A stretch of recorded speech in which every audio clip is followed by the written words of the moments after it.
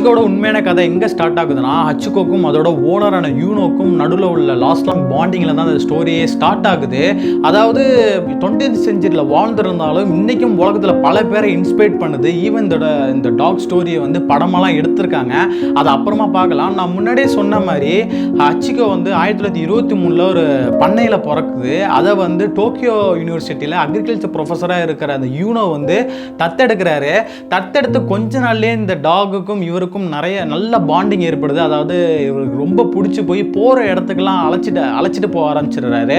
அதுக்கப்புறம் தொடர்ந்து ரொட்டீனாக செய்கிற வேலை என்னன்னு கேட்டிங்கன்னா, யூனோ வேலைக்கு போகிற அதாவது அந்த சமயத்தில் யூனோவும் ஹச்சிகோவும் சுபியா ரயில்வே ஸ்டேஷனுக்கு வந்து ஒன்றா சேர்ந்து போவாங்க. அதுக்கப்புறம் வந்து யூனோ வந்து ட்ரெயின் ஏறுறதுக்கு முன்னாடி வந்து ஹச்சிகோ அந்த இடத்துலேருந்து கிளம்பிடும். அதுக்கப்புறம் வெயிட் பண்ணி அந்த ஏரியாலே சுற்றிட்டு இருந்துட்டு யூனோ அவர்கள் வர வரைக்குமே வெயிட் பண்ணி அவங்க கூட சேர்ந்து தான் இது வீட்டுக்கு வரும்.